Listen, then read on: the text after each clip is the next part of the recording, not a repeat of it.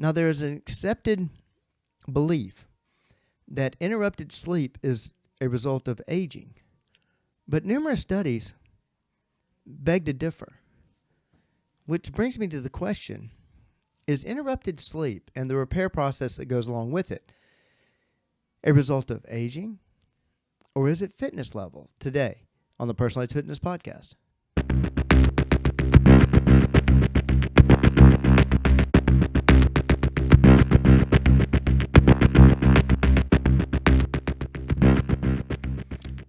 Sleep is a universally accepted remedy of many of life's ailments, from stress to cognitive fatigue. Yet, the importance of sleep for longevity, especially among seniors, remains very underemphasized.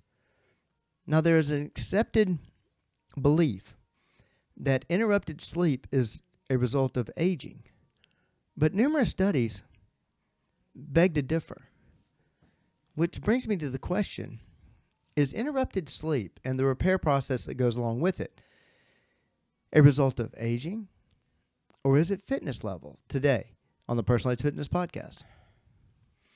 Good day and welcome to the Personalized Fitness Podcast. My name is Garrett Williamson. I'm president of Personalized Fitness. Thank you so much for joining me today on this talk about sleep and whether or not it's affected by age. Now, before we get into this, I want to tell you how to get in touch with us if you have any questions concerning this podcast or any others, or if you have any questions dealing with the many misconceptions, myths that go along with health, fitness, and aging. You're welcome to reach out to me at 251-278-3343. That's 251-278-EDGE. You can also contact me at my email address, which is Garrett, Garrett, at personalizedfitness.com. Personalizedfitness.com is our website and our Facebook page. You can also hit me up on Twitter or X at TeamPE if you have any questions, which I'd love to hear from you. And this podcast, like many of ours, came actually from a question from a client.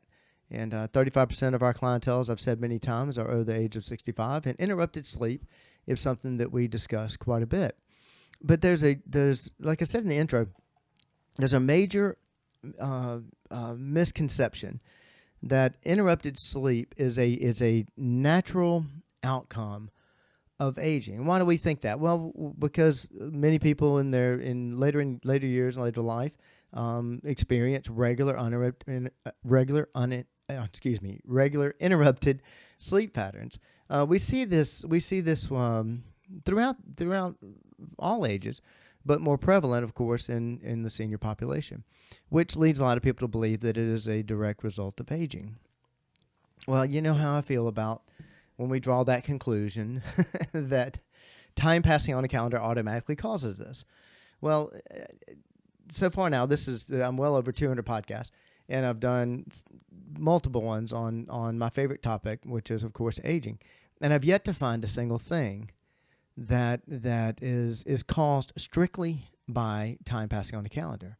As I've said many times, and especially with the series of aging podcasts that I've done lately, I always tell you that there's not one clinical study on the face of the earth that proves time passing on a calendar actually causes deterioration. But what about sleep?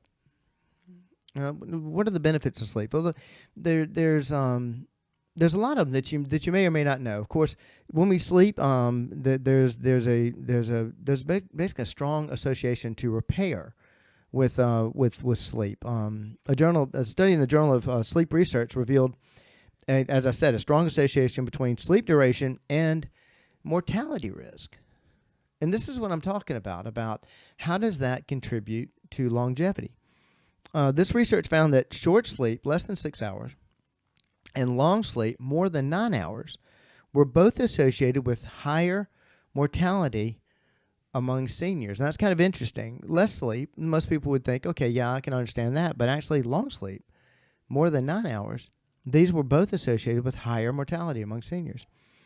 Ideally, 7 to 8 hours of uninterrupted sleep was associated with the lowest mortality risk.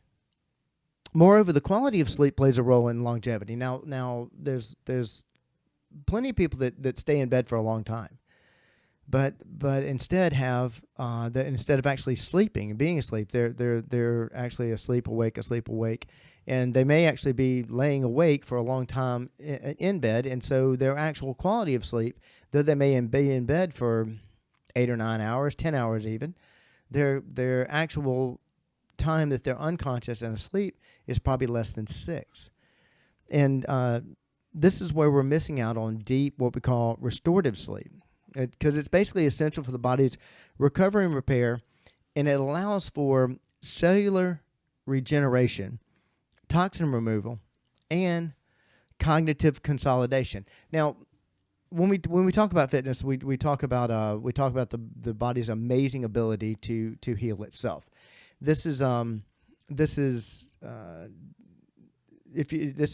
well understood. It's what the entire fitness industry, the entire rehab industry, is built on. It's built on the fact, not the belief, not the theory, but the fact that we know the body can repair itself. It's the only machine in the world that can. It's the most amazing machine in the world because of that. I mean, if our cars could operate like our bodies could, well, the car industry would be very upset because we wouldn't sell a lot of cars, because every time something broke, the car would heal itself. And the human body can actually do that. And a large part of that is, of course, rest. Now, when I've talked about what we're doing in exercise, we're breaking down muscle tissue. What you're doing with a physical therapist, you're breaking down muscle tissue. You're basically telling the body, wrong, do it again, put it back right, and so you're tearing muscle fibers when you're doing that. In doing so, the body goes back and says, okay, now I've got to repair this damage, because, like I said, the body can repair itself. And the body's smart enough to know, look, the last challenge that we had, whatever this muscle, this area that I'm repairing, wasn't strong enough. It wasn't good enough. So we're gonna need to make it better. And I've used the analogy several times of the 3 little pigs.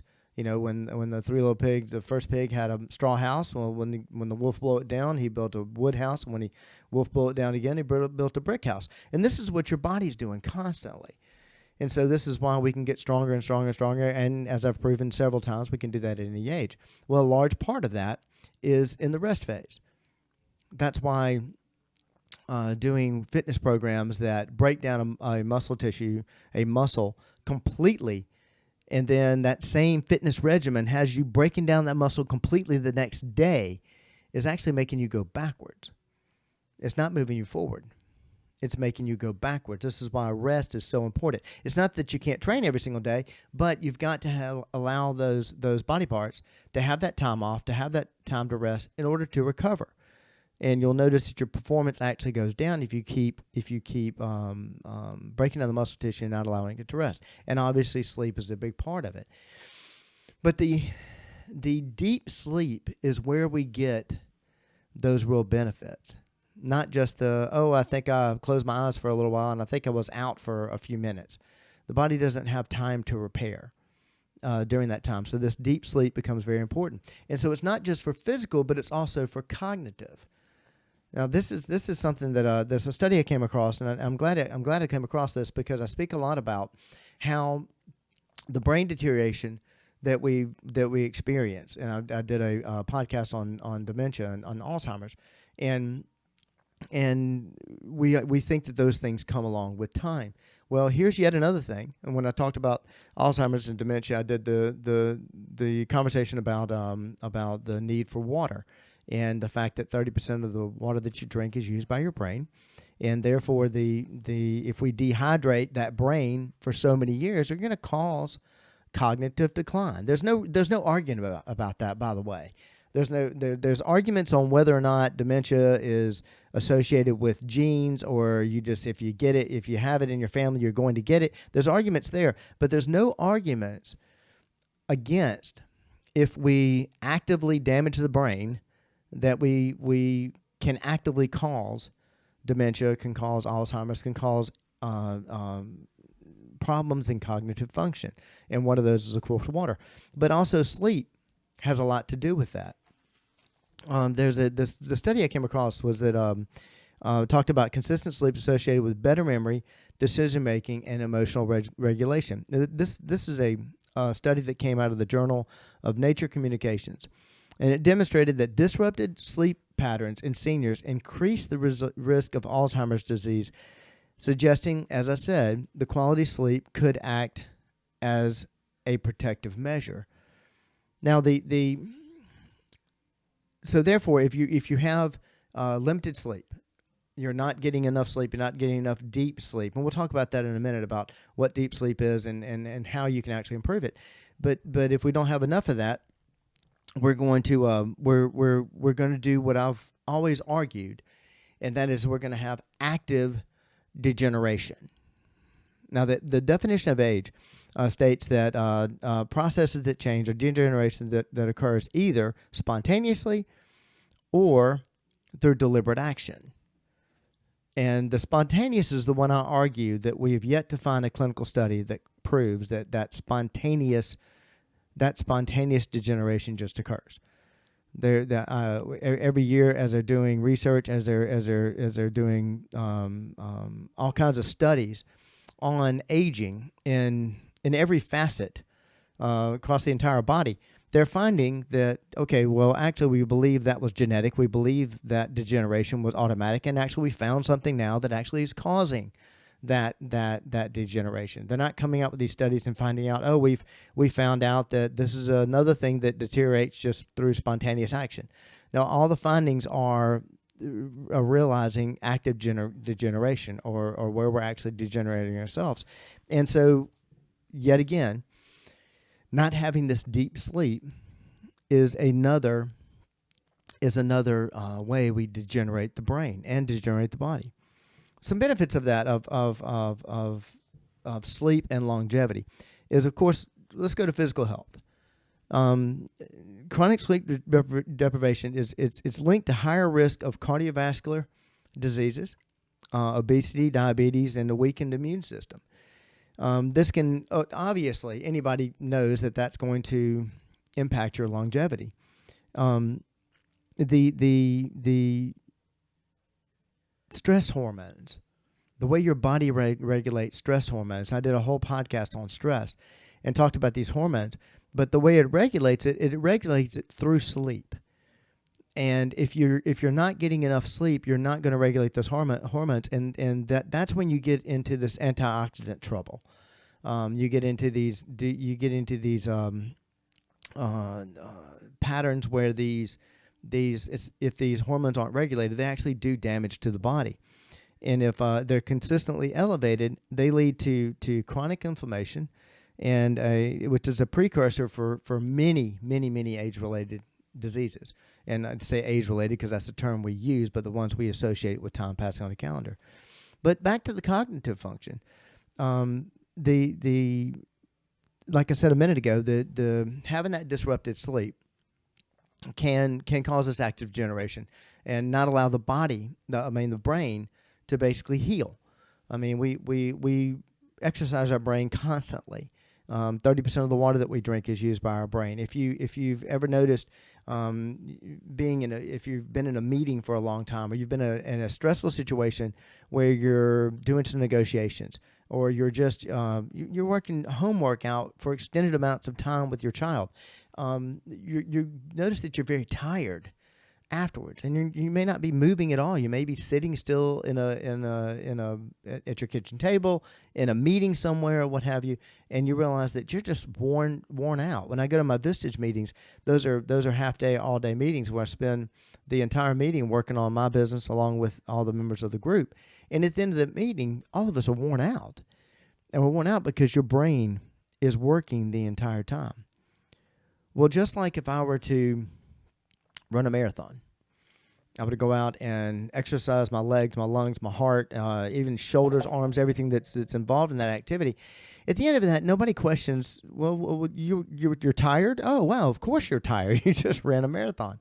Well, doing these activities of being in a meeting for a long time, working these homework with your children, anytime you're using your brain for long periods of time or extremely diligently, it's why kids are worn out after a test.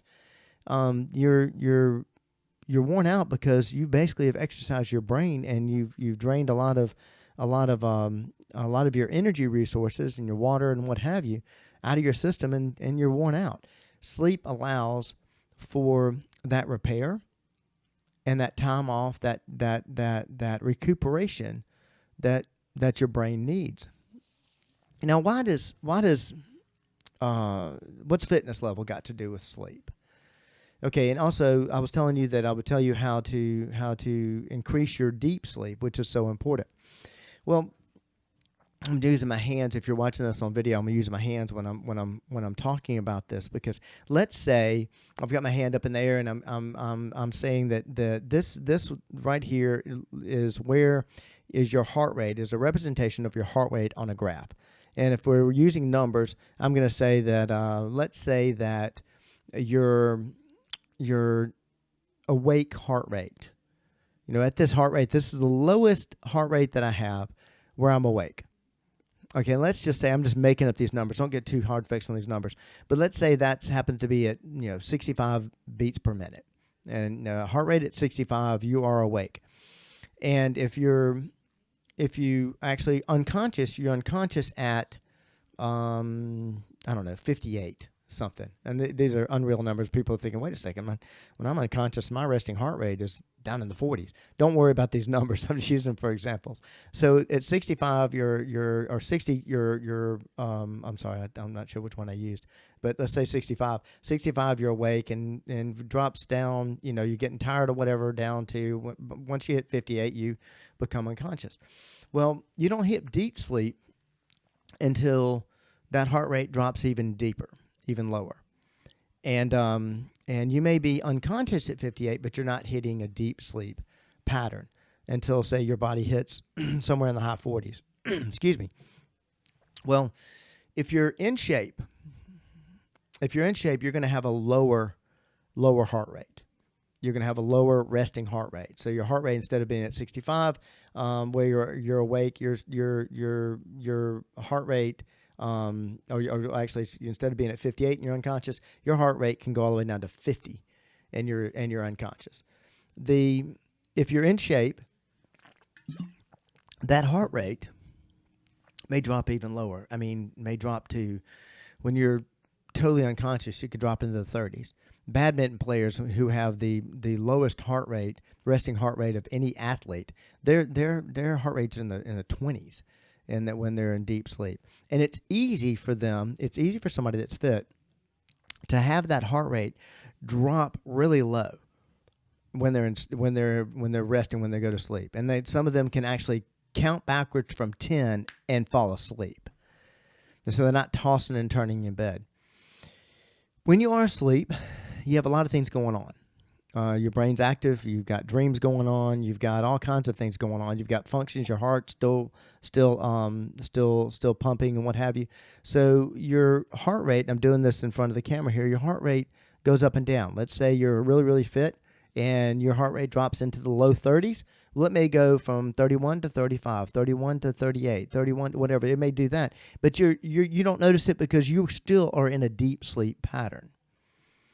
So that person that's fit, that has a low resting heart rate, that heart rate drops really low because they're in shape, when they're in deep sleep, when they have those regular functions going on and they have that variation, their heart rate is going up. It's going up like you would even if you're unfit, but it's staying well below that 50 to 58, whatever that heart rate where you're actually awake.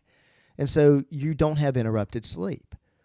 And they've done, if you've ever done a sleep test, either at a sleep clinic or, which I highly, highly, highly recommend no matter what your age is. But if not, if you've measured it with several gadgets, my Garmin watch can actually measure my sleep.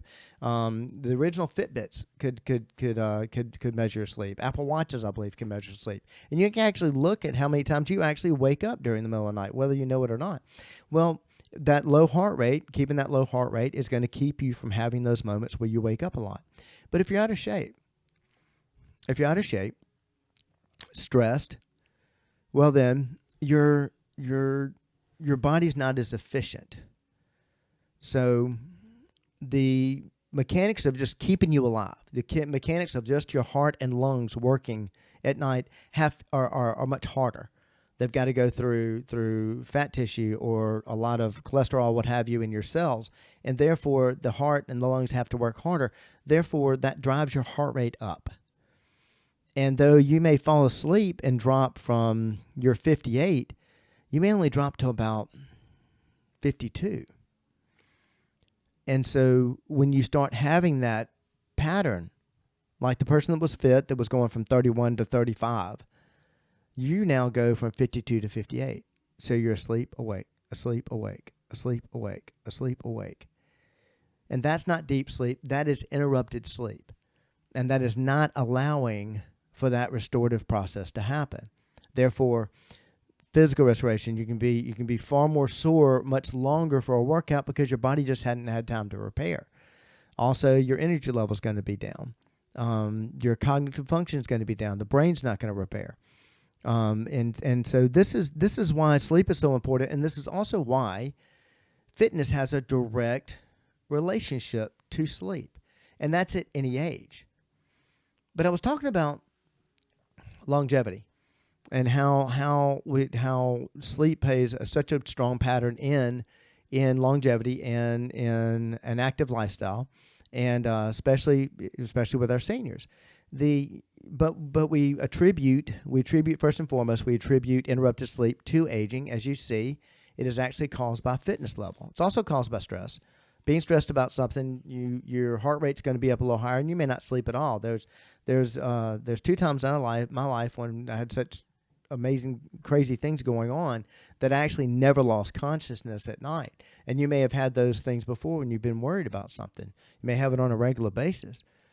And that I know of people that have passed away, and I'm quite certain that they were having interrupted sleep patterns, and I know for a fact that contributed to their early mortality. Just like it said in that study I mentioned a minute ago. So if you are making your body more efficient, you are combating stress through exercise. You're allowing yourself to be far more efficient, your body to be far more efficient. It's going to allow your sleep patterns to be much better. And you can turn this around. This is what's amazing. You can turn this around in a matter of a couple of weeks. I would say 2 weeks for anybody. Some people may notice it just in a few days. I finally got some sleep this weekend and I felt great. So if you've had that lifelong pattern, this is easy to change. If you're not doing any kind of fitness whatsoever, a simple walk on a regular basis will start bringing that heart rate down and allowing you to sleep better. But interrupted sleep patterns are not due to age automatically. Don't ever believe that myth. It's directly related to fitness level, stress and fitness level. So if you have any questions about this, please reach out to me at 251-278-3343. That's 251-278-EDGE. You can also contact me at Garrett, Garrett, at personaledgefitness.com. That's our website and our Facebook page. Hit me up on Twitter or X at TeamPE. Talking to you about yet another thing that is a myth that we associate with time passing on a calendar that is fully in your control. It's your responsibility. I hate to say it, it's your fault, but that means you do have control of it. You can make a change. You can live longer. And it's just one more way we help you reach your level of wellness. Thank you so much for joining me today.